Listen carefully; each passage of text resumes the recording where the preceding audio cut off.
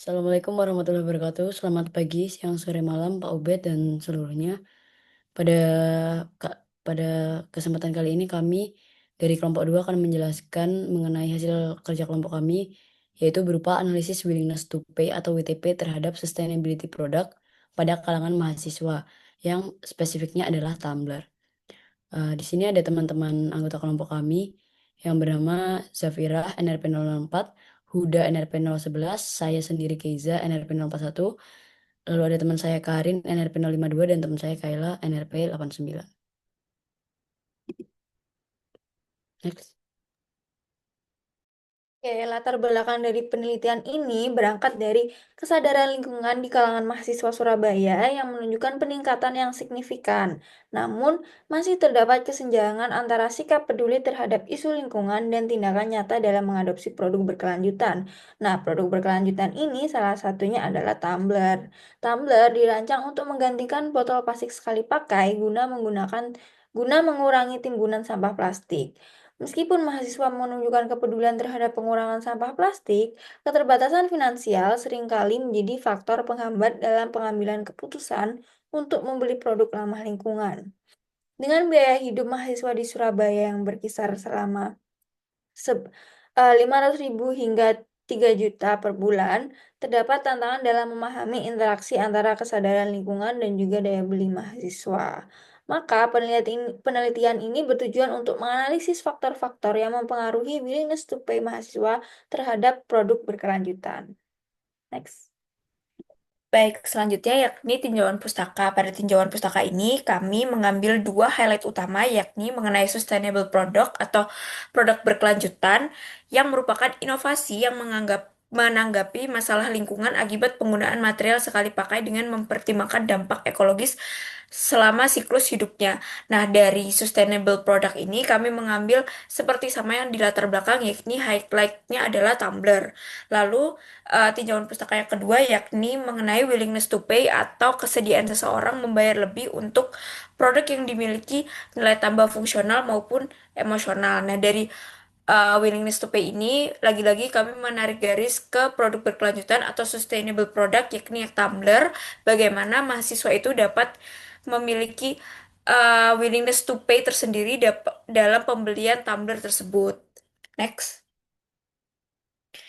Ini merupakan beberapa jurnal acuan yang kami gunakan dalam penelitian. Next. Baik, selanjutnya ada rumusan masalah. Jadi, dalam penelitian ini kami memetakan rumusan masalahnya menjadi tiga. Yang pertama itu bagaimana tingkat willingness to pay mahasiswa terhadap produk berkelanjutan, spesifiknya berupa tumbler. Yang kedua, apakah kesadaran lingkungan itu berpengaruh terhadap kesediaan mahasiswa dalam membayar produk tumbler yang berkelanjutan. Yang ketiga, apakah kemampuan finansial itu berpengaruh terhadap kesediaan mahasiswa dalam membayar produk tumbler yang berkelanjutan. Kemudian, kami menyusun tujuan yang menjawab rumusan permasalahan tadi, di mana poin pertama itu untuk mengetahui tingkat WTP mahasiswa terhadap produk berkelanjutan, spesifiknya tumbler. Yang kedua, untuk menganalisis pengaruh kesadaran lingkungan terhadap kesediaan mahasiswa dalam membayar produk. Yang ketiga, untuk menganalisis pengaruh kemampuan finansial terhadap kesediaan mahasiswa dalam membayar produk. Kemudian kami menyusun manfaat yang terbagi menjadi dua. Yang pertama itu ada manfaat teoritis. Jadi yang pertama manfaat teoritis itu untuk memberikan kontribusi terhadap pengembangan teori perilaku konsumen dan ekonomi lingkungan khususnya dalam konteks WTP. Yang kedua itu memperkaya penerapan teori of planned behavior dalam menganalisis faktor-faktor yang mempengaruhi keputusan untuk pembelian produk ramah lingkungan khususnya pada kalangan mahasiswa. Kemudian yang kedua itu adalah manfaat praktis, di mana kami membagi lagi nih menjadi tiga. Yang pertama ada bagi produsen. Bagi produsen, manfaatnya itu dapat menjadi bahan pertimbangan dalam menentukan strategi, harga, dan promosi. Kemudian yang kedua bagi pemerintah dan lembaga pendidikan itu untuk memberikan masukan untuk meningkatkan kesadaran dan perilaku ramah lingkungan di kalangan generasi muda. Yang ketiga bagi masyarakat umum itu untuk menumbuhkan pemahaman tentang pentingnya konsumsi produk berkelanjutan sebagai bagian dari gaya hidup yang ramah lingkungan. Mungkin bisa di next slide. Baik, untuk selanjutnya ini adalah variabel penelitian kami bagi menjadi dua, yaitu ada variabel independen dan juga variabel dependen. Nah, untuk variabel independennya sendiri kami juga membaginya lagi menjadi dua, yaitu ada environmental awareness dan juga financial capability. Jadi environmental awareness sendiri adalah tingkat pengetahuan kepedulian dan juga kesadaran dari setiap individu terhadap isu-isu lingkungan yang ada. Dan itu dibagi lagi menjadi dua dimensi utama, yaitu ada environmental concern yang mana lebih kepada kepedulian secara emosional atau afektif setiap individu terhadap kondisi lingkungan yang ada. Lalu yang kedua ada behavioral tendency, itu kecenderungan untuk bertindak sesuai dengan kesadaran masing-masing manusia.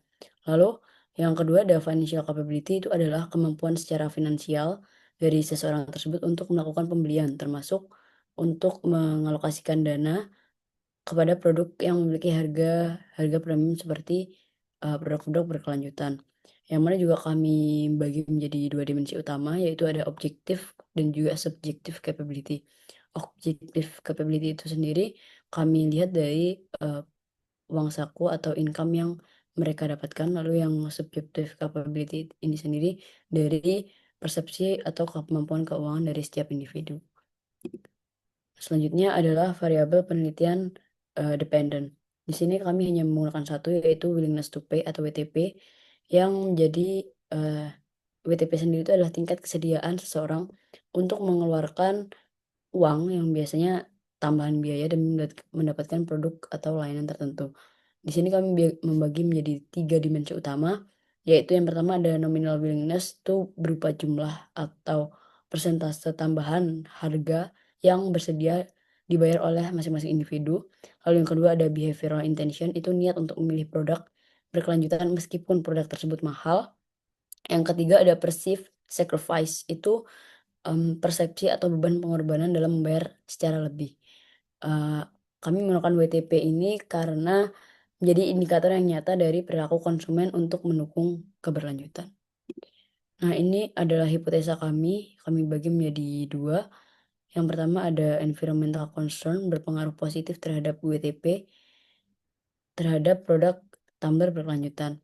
Lalu yang kedua ada financial consideration, itu pengaruhnya positif terhadap WTP terhadap produk-produk berkelanjutan juga.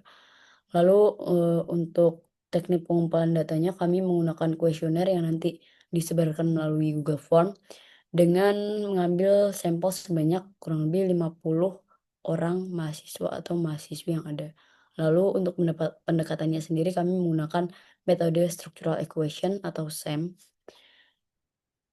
Nah, selanjutnya ini adalah link kuesioner yang sudah kami buat menggunakan metode SEM. Berikut adalah nanti dijelaskan oleh teman saya. Baik, selanjutnya adalah kerangka konseptual, yang mana pada bagian kerangka konseptual ini, kami itu berawal dari bagian interest, yang itu ketertarikan kami untuk memahami bagaimana atau faktor apa saja yang mempengaruhi perilaku mahasiswa dalam mendukung produk ramah lingkungan. Nah, dari situlah muncul ide, yaitu dugaan bahwa dua faktor utama, yakni yang pertama adalah environmental awareness dan juga yang kedua financial capability, itu dapat mempengaruhi willingness to pay atau WTP mahasiswa terhadap tumbler berkelanjutan. Nah, selanjutnya pada bagian teori atau hubungan antar variabel yang kami gambarkan dalam alur A ke B ke E, F, dan ke Y, yang terdiri dari A adalah environmental awareness, B financial capability, E adalah perceived environmental, yang mana itu cetusan dari variabel A, kemudian adalah F yaitu perceived economic yang cetusan dari variabel financial capability, dan juga Y itu willingness to pay, yang mana pada struktur ini itu menunjukkan bahwa environmental awareness dan financial capability itu tidak hanya mempengaruhi WTP secara langsung, tapi juga secara tidak langsung mulai pembentukan persepsi dari beberapa variabel yang kami gambarkan terhadap kerangka konseptual tersebut. Nah, kedua persepsi ini kemudian berkontribusi kepada keputusan akhir mahasiswa untuk kita dapat tahu bagaimana mahasiswa itu untuk bersedia membayar lebih atau tidaknya untuk menggunakan tumbler berkelanjutan. Yang selanjutnya, karena model kami itu menggunakan hubungan yang melibatkan efek langsung dan juga tidak langsung, maka dalam analisis ini kami menggunakan structural equation modeling atau SEM dengan smart PLS untuk menguji kekuatan hubungan pada model tersebut secara komprehensif antar variabelnya, yang mana itulah gambaran atau alur kerangka konseptual yang kami gunakan dalam penelitian kami. Untuk selanjutnya bisa di next.